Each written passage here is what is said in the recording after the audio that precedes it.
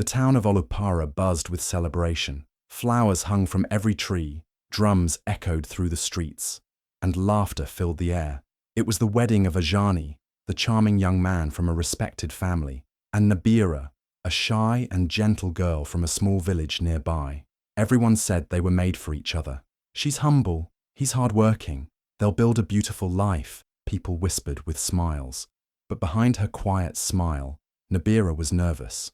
She wasn't used to the big crowd, the rich clothes, or the eyes watching her every move. Still, when she looked at Ajani, her heart felt calm. She believed love would be enough. She believed he would protect her, stand by her, and build a home full of warmth and laughter. What Nabira didn't see was the coldness in the eyes of her new mother-in-law. Though she clapped and danced like the others, her heart was bitter. She had dreamed of a rich, city-born bride for her son, someone who would bring money and status. Nabira, with her simple clothes and quiet voice, didn't fit that picture. Still, Nabira smiled as she knelt to greet her elders. Her heart was full of hope. She didn't want riches. She only wanted love, peace, and a family that welcomed her. That night, as the music faded and she lay beside Ajani, she whispered, "I will love you forever," and she meant it with all her heart. She had no idea her forever would be tested so soon. At first, everything seemed fine.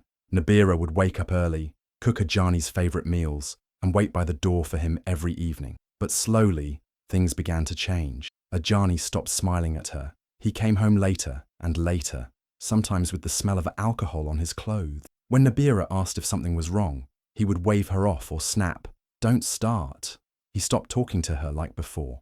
The man who once held her hand under the stars now walked past her like she was invisible. He laughed on the phone with others, but when Nabira asked who it was, he'd hide the screen or walk away. Her heart ached, but she kept hoping things would get better. Then one morning, Nabira felt dizzy. After visiting the clinic, she came home with a small smile. She was pregnant. Her hands shook with excitement. She imagined telling Ajani, imagined his arms around her, imagined a family full of laughter.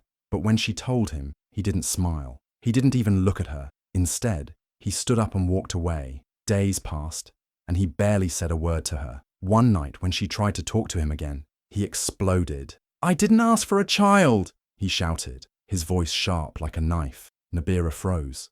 Tears filled her eyes, but she said nothing. Her heart felt like it was breaking into pieces. She cried herself to sleep that night, her hand resting gently on her stomach. "I will love you," she whispered to the life growing inside her, "even if your father won't."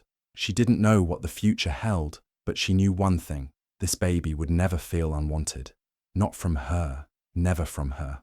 The day Nabira gave birth was supposed to be the happiest day of her life. At the small local clinic, with the sound of rain tapping on the windows, she brought her baby boy into the world. His tiny cry broke the silence, and tears rolled down her cheeks.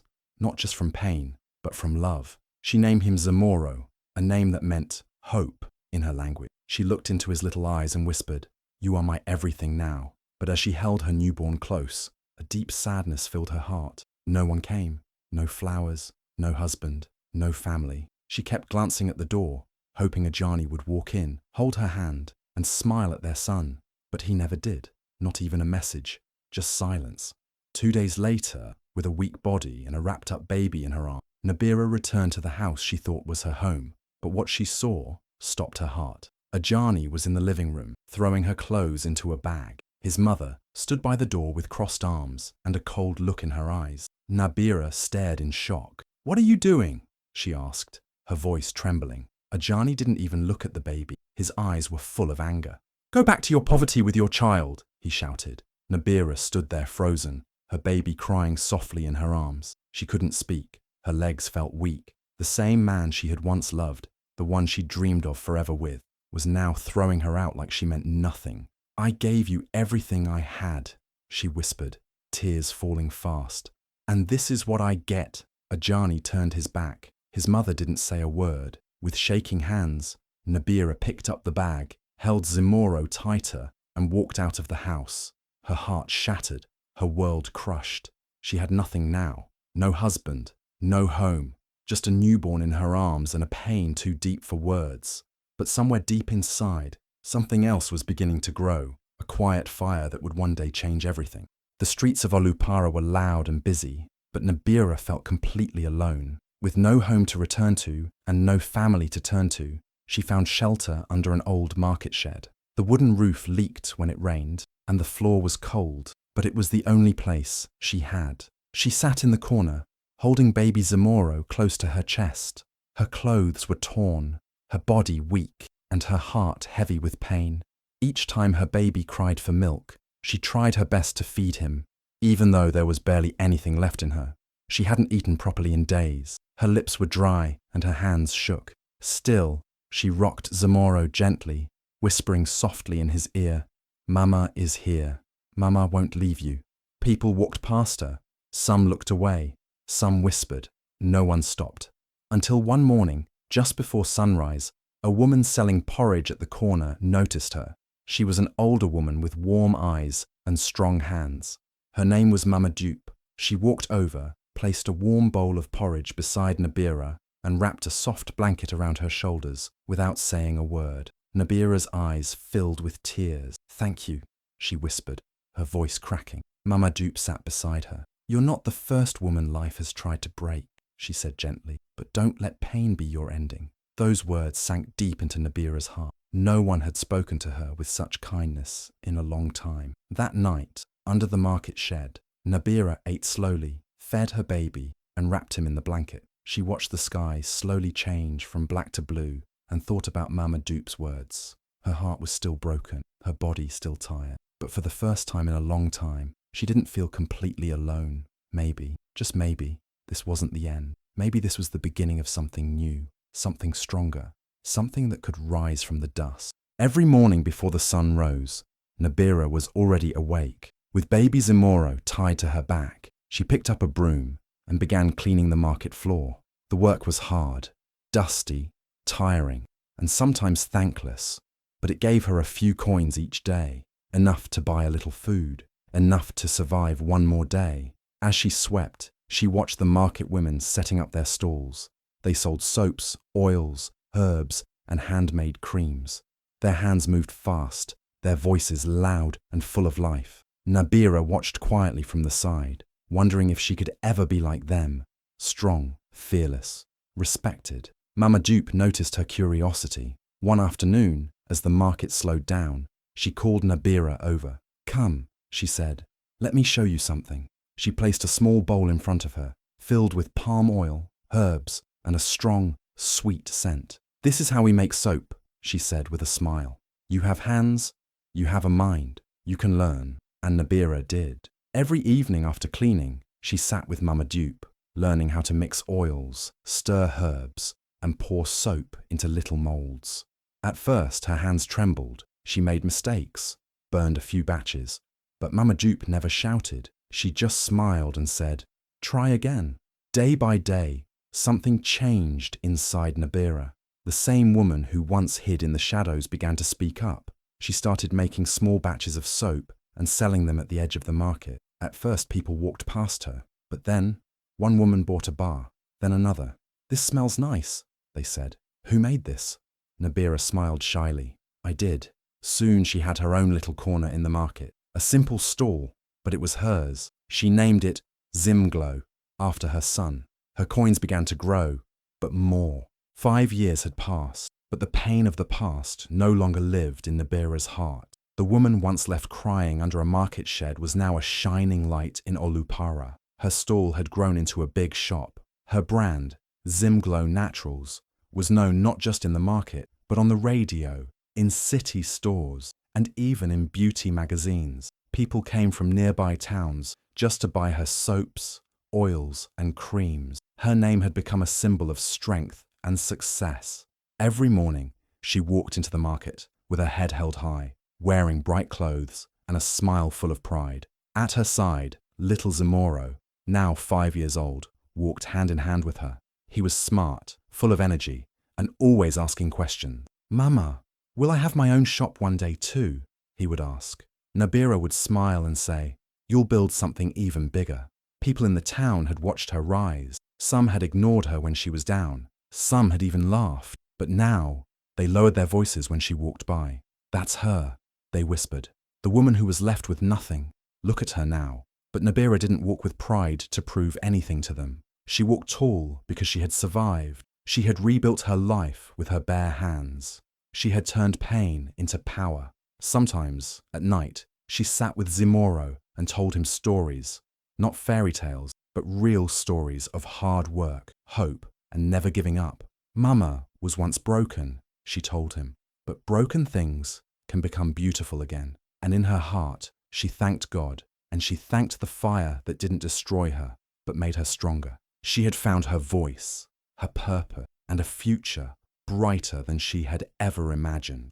The sun was hot and the dust thick as Ajani stepped off the old bus into the town of Olupara. He looked tired, his clothes wrinkled, his shoes dusty, his eyes empty. He had lost everything. The big job in the city was gone. The money, gone. Friends, disappeared the moment he fell. Now, he had nothing.